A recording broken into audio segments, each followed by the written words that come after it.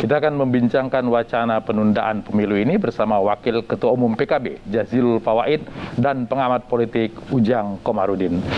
Selamat malam Bapak-Bapak, Assalamualaikum. Waalaikumsalam warahmatullahi wabarakatuh. Selamat malam. Selamat malam Bang Latif, Pak Kiai. Ya, saya ke Kiai Jazilul dulu. Wacana penundaan berdasarkan ekonomi sudah pernah disampaikan oleh Menteri Bahlil dan Presiden bilang dia tidak mau. Kenapa Gus Muhaimin menyampaikan lagi?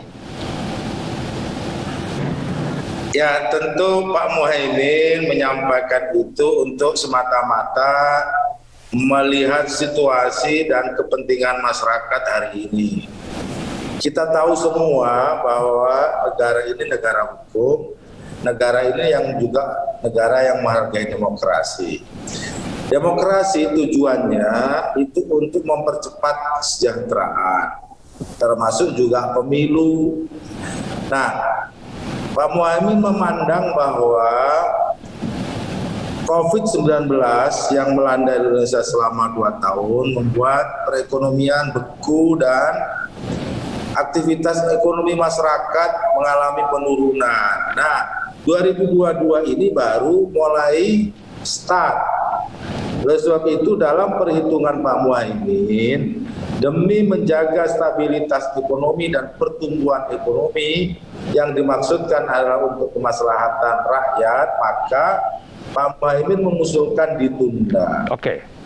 Nah, penundaan ini tentu tidak boleh melanggar hukum karena kita negara hukum. Dan penundaan ini juga tidak bisa dilakukan oleh Pak Muhaimin sendirian atau PKB sendirian.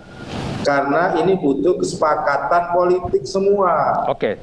Tapi Pak Muhaimin berani mengusulkan apakah karena yakin bahwa Bapak Presiden mau dan partai-partai lain juga akan setuju dengan usulan itu? Nah, makanya kita tunggu saja bagaimana sikap-sikap partai-partai yang lain. Kita melihat ada beberapa partai yang juga menolak. Tetapi itu kan belum final penolakan. Nah, dan juga kita mendengar bahwa ketika itu Pak Jokowi juga tidak mau. Ya, apa yang menjadi usulan Pak Muhaimin ini dinamika dan masih dalam proses. Nah, tetapi dalam keyakinan Pak Muhaimin dan kita, penundaan ini kalau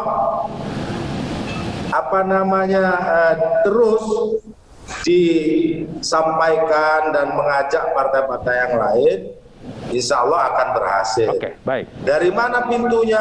Tentu ya para pakar hukum tata negara nanti yang membaca itu dan melihatnya. Baik, oke.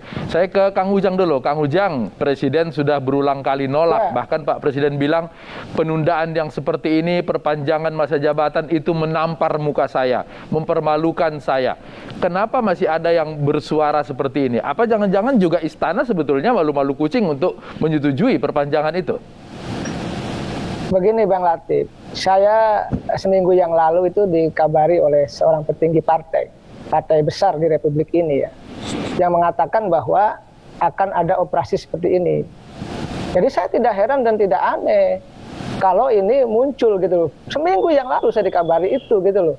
Makanya muncul kemarin Pak Muhaimin, lalu hari ini Pak Erlangga gitu, walaupun memang PDIP menolak. Jadi saya tidak aneh kalau ini muncul karena yang saya baca, saya tidak mau ungkapkan di sini, ada komandannya juga gitu loh yang memang akan mengoperasi persoalan ini agar bisa dieksekusi. Akhirnya ya petinggi partai itu wait and see. Dan karena mengatakan begini, karena kalau ini jalan, operasi ini jalan, maka partai pun tidak akan berkutik. Pasti akan menurut, apalagi partai-partai yang memang mohon maaf ya ada banyak persoalan di dalamnya begitu. Ini menjadi persoalan tersendiri bagi partai itu. Artinya keberanian mereka mengusulkan ini karena memang orang yang didukung itu pun dapat diduga akan menyetujui, Kang Ujang. Ya karena tadi akan ada tekanan yang paling berat dari seorang politisi elit itu kan tekanan terkait dengan persoalan hukum. Ini yang akan menjadi beban bagi ketua umum partai politik. Jadi saya melihatnya tidak ada yang aneh skenario politik yang ini. Tetapi persoalannya adalah Kalau kita konsisten dengan apa yang dikatakan oleh Pak Presiden, kalau juga kita konsisten dalam konteks taat terkait dengan aturan konstitusi gitu. Lalu juga kita melihat bagaimana KPU sudah meluncing. Ingat loh, sudah meluncing hari pemilihan atau pencoblosan Pilpres dan Pileg tanggal 14 Februari. Sudah loh, sudah di-launching. Jadi jangan juga dimainkan lagi gitu loh. Ini kesannya begini, di Republik ini seolah-olah semua bisa dimainkan. Asal elit sepakat, lalu rakyat ditinggalkan, seolah-olah nanti ada dukungan dari publik, itu padahal juga dibuat-buat gitu. Lalu seolah-olah ya ini dukungan publik kok. Ya ini yang menjadi persoalan gitu. Akhirnya survei yang dimainkan, survei ditinggikan. Mas Jazil dulu ya. Mas Jazil, Anda sepakat bahwa ini sebenarnya politisi ini sedang mempermainkan politik. Jadi katanya tadi ini untuk kesejahteraan rakyat, tapi sebenarnya sedang mempermainkan rakyat. Ya tentu para politisi bekerja sesuai dengan aspirasi dan melihat perkembangan. Apakah politik di tingkat rakyat maupun politik di tingkat elit.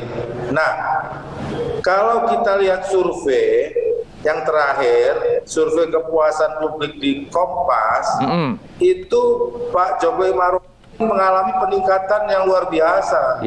74% puas kerja Pak Jokowi. Nah, kalau kita lihat lembaga survei yang lain, soal penundaan ini memang masih ada sekitar 37% yang setuju penundaan. Artinya kita melihat menangkap ini bukan hanya semata-mata kemauan para politisi. Sebagian dan mayoritas rakyat hari ini yang diinginkan itu ekonomi pulih dan hidup lebih baik, bukan pemilu. Coba tanya, kita tahu itu. Nah, oleh sebab itu Pak Muhaimin menyampaikan ke publik bagaimana nanti responnya para elit yang memiliki wewenang untuk menyampaikan keputusan dan kesepakatan. Tetapi saya yakin motif Caimin menyampaikan ini semata-mata untuk kepentingan masyarakat, untuk kepentingan rakyat. Nah, siapa rakyatnya ya? Yang tadi di dalam survei yang juga menginginkan adanya pemundahan, bahkan ada yang menginginkan 3 periode. Itu kan ada. Ya, Pak Jazil. Kang Ujang, ini katanya baik Pak Jazil. Kang Ujang katanya ini rakyat yang menginginkan.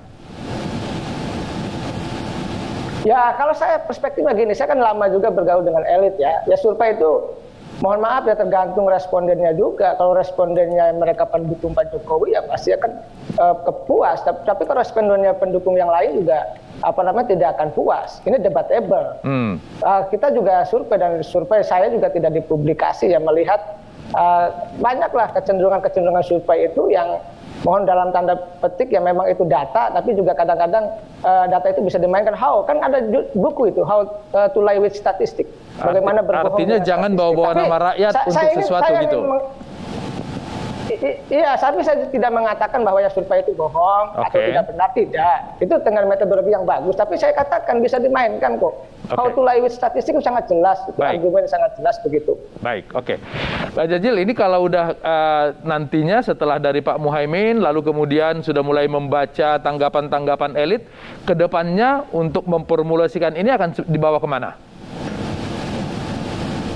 Ya tentu tergantung nanti apakah penundaan ini mekanismenya tentu menggunakan mekanisme hukum yang ada di Indonesia, nanti para pakar ketatanegaraan. Tetapi saya sebagai wakil ketua MPR juga, kalau untuk panjang masa jabatan ya tentu harus melalui amandemen Undang-Undang Dasar. Tapi untuk jabatan 3 periode, bagaimana kalau penundaan 2 tahun? Nah, ini yang menurut saya butuh kesepakatan para politisi, partai-partai politik, tapi juga butuh dukungan dari rakyat. Tanpa dukungan dari rakyat tentu tidak bisa. Bentuk dukungan rakyat ini, bentuk dukungan rakyat itu seperti apa, Pak Jazil?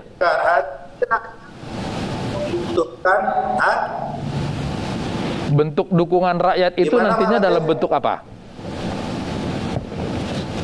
Loh, DPR itu kan dipilih dari rakyat. Artinya keputusannya hanya di MPR saja. Partai dari rakyat juga. Oke. Nah, oleh sebab itu, bagaimana apa yang disampaikan oleh Pak Muhaimin itu bagian yang juga diambil, diserap dari keinginan rakyat. Ya. Keinginan masyarakat, para pelaku ekonomi. Nah, oleh sebab itu, kalau bertanya siapa rakyat, saya pun rakyat, saya mewakili rakyat. Oke. Semua yang ada di Senayan, 575 orang dan 711 bersama DPD, itu perwakilan rakyat. Makanya saya dari dulu, kalau mau merubah undang-undang, maka harus melalui amandemen. Baik. Dan itu konstitusional, baca pasal 37, kan gitu. Oke, baik. Jadi nanti akan dibawa ke ranah hukum tetap ya Mas Jazil ya. Baik Mas Jazil, Kang Ujang, terima kasih sudah berbagi di Ainus Prime. Selamat malam.